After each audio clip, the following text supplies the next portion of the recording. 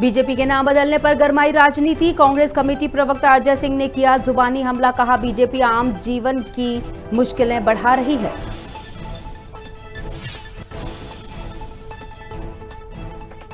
शिवपुरी में केंद्रीय मंत्री सिंधिया का होगा प्रथम नगर आगमन। मिठाइयों फलों से तोले जाएंगे महाराज। मंत्रियों की अपील में दिखी लापरवाही।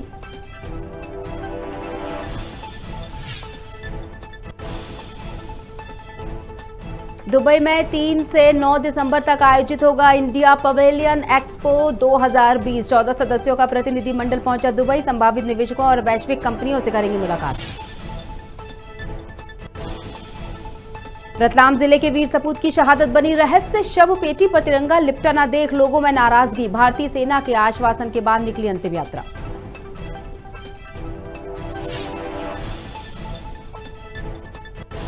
और डबरा के पिछोर थाना क्षेत्र में हुई अधेड़ की हत्या। जमीनी विवाद के कारण बनाया गया था बंधक। परिजनों ने लगाया पुलिस पर आरोप।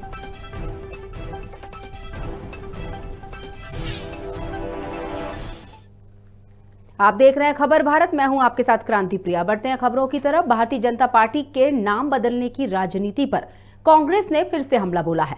कांग्रेस कमेटी प्रवक्ता अजय सिंह ने कहा कि सरकार ने अगर काम किया होता तो इस तरह से नाम और शब्दों को बदलने की जरूरत ना पड़ती। हिंदी भाषा में 22% से ज्यादा शब्द फारसी के उपयोग किए जाते हैं। आम जनता की सहूलियत के लिए सरल नाम रखे जाते हैं। बीजेपी आम जीवन को और अधिक मुश्किल में डाल रही है। भाजपा नेता केवल राजनीति करना चाहते हैं। न्यायालय में तमाम तरह के आदेश अंग्रेजी में होते हैं, उन्हें हिंदी में क्यों नहीं करवाया जाता? भारतीय जनता पार्टी सरकार ने अगर काम किया होता तो इस तरह से नाम और शब्दों को बदलने की राजनीति नहीं करना पड़ती।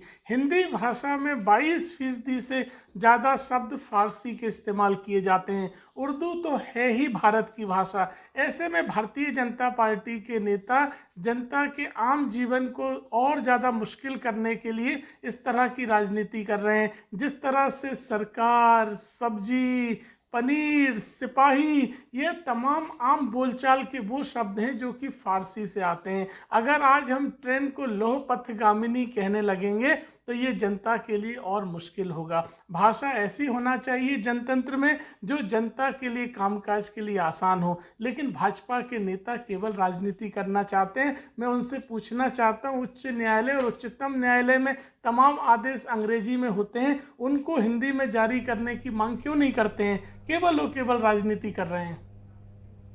शिवपुरी में केंद्रीय मंत्री ज्योतिरादित्य सिंधिया के प्रथम नगर आगमन पर सिंधिया समर्थकों ने शहर को दुल्हन की तरह सजा दिया है। जगह जगह होर्डिंग और बैनर के साथ स्वागत द्वार बनाए हैं। खबर है कि केंद्रीय मंत्री को कई जगह मिठाइयों फलों से तोला भी जाएगा। तैयारियों के बीच पीडब्ल्यूडी मंत्री सुरेश राठखेड़ा लोगों से मास्क लगाने की अपील करते दिखे। लेकिन हैरत की बात यह थी कि उस वक्त खुद मंत्री और मंत्री के समर्थक बिना मास्क के नजर आए।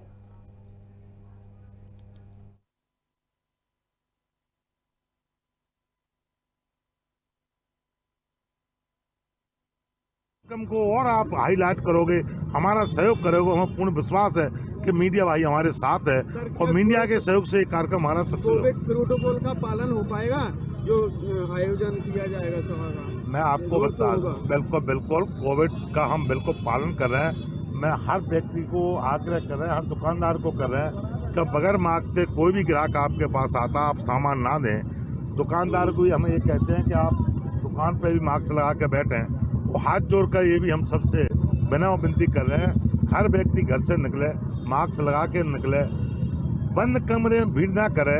ये हमारा संदेश है, बंद कमरे में ना हो। रोड पे एकत्रित होने में भी ऐसी कोई प्रॉब्लम नहीं है, फिर भी हमें सावधान रहना चाहिए। उसके लिए हम सब लोगों से कहते हैं। खबर बदनावर से है। मध्य प्रदेश के प्रमुख अधिकारियों का प्रतिनिधिमंडल गुरुवार को भोपाल से दुबई के लिए रवाना हुआ है। दरअसल प्रदेश सरकार के औद्योगिक नीति एवं निवेश प्रोत्साहन मंत्री एवं क्षेत्रीय विधायक राजवर्धन सिंह दत्ती गांव के नेतृत्व में दुबई में 3 से 9 दिसंबर तक आयोजित होने जा रहे इंडिया पवेलियन एक्सपो 2020 में भाग लेंगे। मंत्री राजवर्धन सिंह के ने दत्ती गांव प्रदेश के अधिकारियों के साथ शुक्रवार को राज्य पवेलियन का दुबई में फीता काटकर उद्घाटन किया।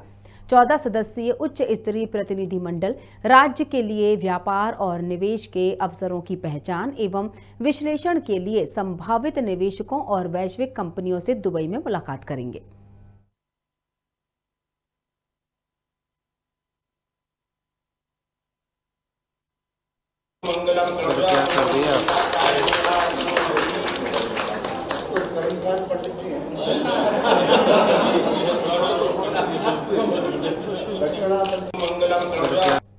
रतलाम जिले के वीर सपूत का पार्थिव देह ग्राम मावता पहुंचने के बाद भी परिजन शहादत के कारणों से अनजान रहे। शव पेटी पर तिरंगा नहीं लिपटा देख परिजन और ग्रामीणों में नाराजगी पनपी और अंतिम यात्रा निकालने से पहले सभी घर के बाहर धरने पर बैठ गए। भारतीय सेना के उच्च अधिकारियों की ओर से मिले आश्वासन के बाद पार्थिव देह को मुक्तिधाम ले जाया गया। बता दें कि मणिपुर के इम्फाल में बुधवार सुबह 22 साल के लोकेश कुमावत शहीद हो गए थे। शुक्रवार सुबह लोकेश कुमावत का पार्थिव देह इंदौर एयरपोर्ट से गांव मावता लाया गया।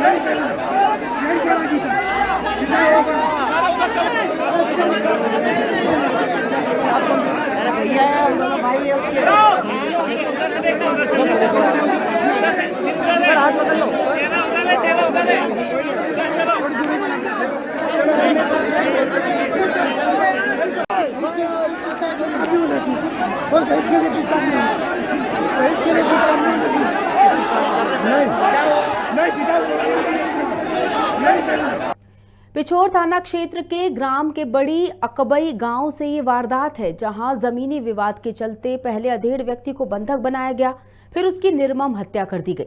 मृतक का नाम रामहेत जाटो बताया गया है। जानकारी के अनुसार 2.5 बीघा जमीन के विवाद पर अधेड़ की मारपीट कर हत्या कर दी गई।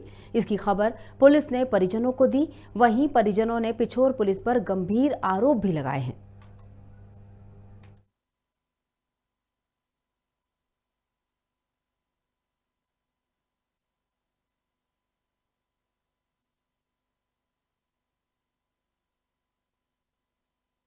हमारा जमीन का केस चल रहा था बहुत दिनों से, तो उसे एक बार और उसने बंदूक लेके आया था भाई को मारने के लिए। तो बहुत दिनों में केस चलता रहा जमीन का। अभी भी चल रहा, उसने जमीन जोतन नहीं थी, वही कब्जा करा है जमीन पे, और उसी ने भी मेरे भाई को मार दिया। और सवेरे भाई ने वो थाने से फोन आया था, तो भाई ने मेरे से कहा कि बेटे मेरे को 2-3 लोगों ने मारा, तोमर ने और उसके दोनों लड़कों ने, और एक जना और है। बोले इन लोगों ने बोले वो घर ले जाके ना मार पीट की है बहुत ज़्यादा। इसने मेरे को घर में लगे खचोर के नहीं, तो हमारे दोनों लड़के और उसका भाई और वो एक आदमी और था उसके साथ में बढ़िया वाला। इन तीनों लोगों ने मुझे बहुत मारा है। और तो ये फ़ोन थाने से आया था, तो मैंने आज दोबारा फ़ोन लगाया था, तो ये मेरी उससे बात भई। तो उसके बाद में फिर मैं तो वहाँ से देर में आ पाया था, फिर मेरे को भाई नहीं मिल पाया।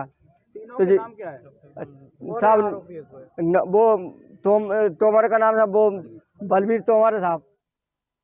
आज प्रातः बड़ी अकबई गांव के पूर्वा में रामहेत जाटव को गांव के ही बलवीर तोमर व उसके लड़के व उसके घरवाले ने मारपीट कर दी थी, जिस पर 100 नंबर की सूचना पर उसको गांव से लेके आए थे। उक्त फरियादी रामहेत की रिपोर्ट पर 323, 254, 506 SC/ST एक्ट का मामला कायम किया गया था। क्योंकि उसके पाँव में चोट थी, साधारण चोट दिख रही थी। डॉक्टर से MLC कराकर पाँव के एक्सरे के लिए सिविल हॉस्पिटल डबरा रवाना किया गया था। यहाँ इलाज के दौरान उसकी मृत्यु हो गई। 3 दिसंबर भोपाल गैस त्रासदी के दिन मुख्यमंत्री शिवराज सिंह चौहान ने ट्वीट कर दिवंगत आत्माओं को श्रद्धांजलि अर्पित की है और कहा कि हमने अनेक अमूल्य जिंदगियों को असमय खो दिया। धरती पर ऐसी त्रासदी दोबारा कभी ना हो। सरकार और समाज के संयुक्त प्रयासों से ऐसी मानवीय भूलों को रोका जा सकता है।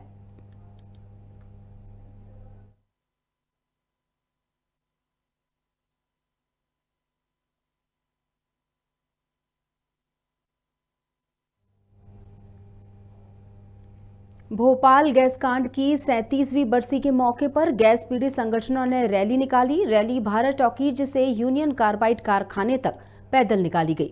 रैली के माध्यम से गैस पीड़ितों के इंसाफ, इलाज, सही मुआवजे, जहर सफाई और गुनहगारों को सजा दिलाने की मांग की गई। साथ ही 37 साल हो जाने पर सरकार से 37 सवाल भी किए गए।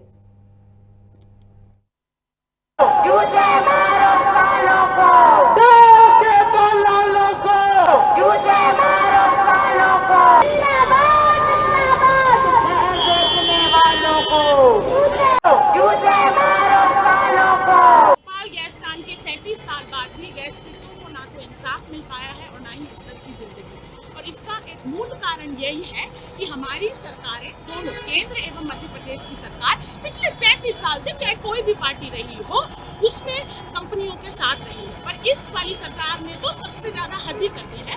2014 से डाउ केमिकल के सीईओ को हमारे देश की अदालत बुला रही है।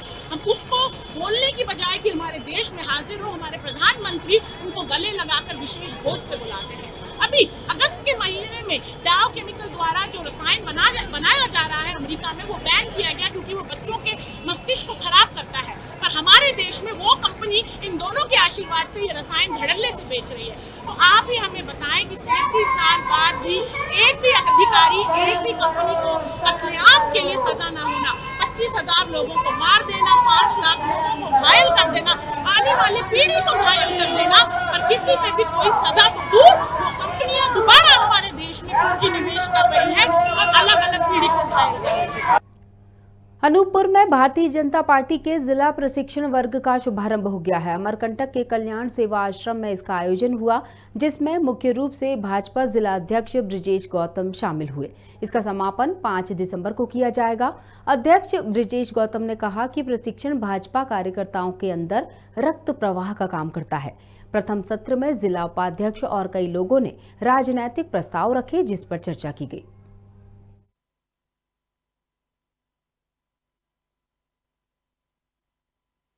ऐसा तय किया है कि देश के हर राज्य के हर जिलों में भारतीय जनता पार्टी के जिला प्रशिक्षण वर्ग ये आयोजित किए जाए। उसी तारतम्य में पूरे मध्य प्रदेश के अंदर 1 तारीख से लेकर 6 तारीख के बीच 3 दिनों का जिला प्रशिक्षण शिविर हर जिलों में आहूत है। हमने अनूपपुर जिले का प्रशिक्षण शिविर 3, 4, 5 दिसंबर को रखा है, जिसका आज यहाँ पर विधिवत शुभारंभ हुआ है। ये शिविर 5 दिसंबर को दोपहर 2:30 बजे तक चलना है। 2:30 बजे भोजन उपरांत ये शिविर का विसर्जन हो जाएगा।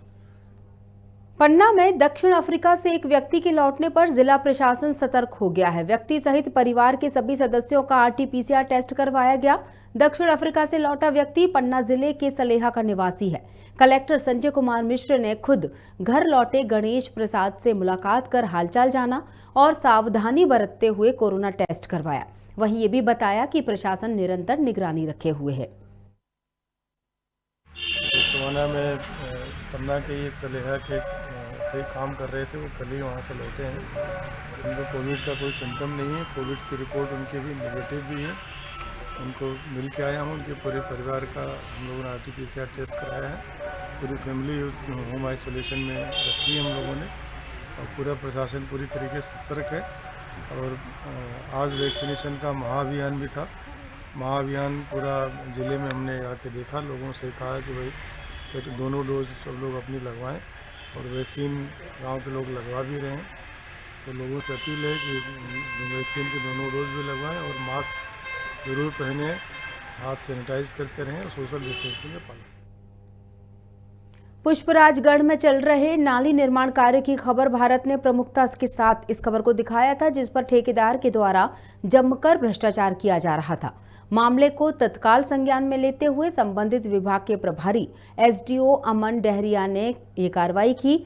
जिस स्थान पर नाली निर्माण कार्य में लापरवाही बरती थी, वहां पर नाली को तोड़ने की कार्रवाई की गई है। उक्त स्थान पर दोबारा नाली का निर्माण कार्य कराया जाएगा।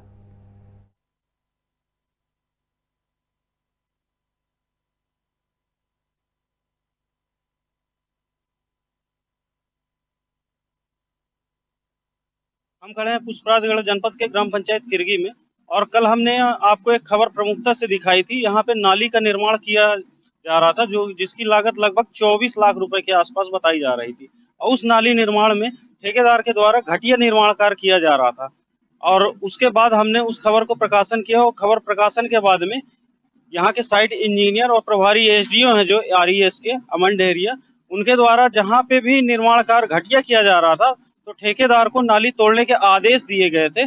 और खबर के बाद जो है उसका असर हुआ है। हम आपको दिखा सकते हैं कि देखिए नाली का निर्माण कार्य जहाँ पे टूट रहा है वो आप देख सकते हैं कैमरों के माध्यम से कि जहाँ पे नाली तोड़ी जा रही है, तोड़ के दोबारा से इस नाली को बनाई जाएगी। अधिकारी के इस कार्य के लिए हम उनको धन्यवाद भी ज्ञापित करते हैं कि हमारी खबर के माध्यम के बाद जब अधिकारी ने इस मामले को संज्ञान लिया है और उसके बाद कार्रवाई की है, और जिसके लिए जो है अब आगे भी ऐसा ना हो सके उसके लिए भी संबंधित ठेकेदार को अधिकारी के द्वारा निर्देश दिए गए हैं। खबर भारत के लिए अनिल दुबे, पुष्पराजगढ़। और फिलहाल के लिए इस बुलेटिन में इतना ही, लेकिन जाने से पहले खबर भारत आपसे अपील करता है, संक्रमण तेजी से फैल रहा है, इसलिए सुरक्षित रहिए, सतर्क रहिए, मास्क लगाकर रखिए और 2 गज की दूरी को बनाकर रखिए। फिलहाल के लिए इतना ही, नमस्कार।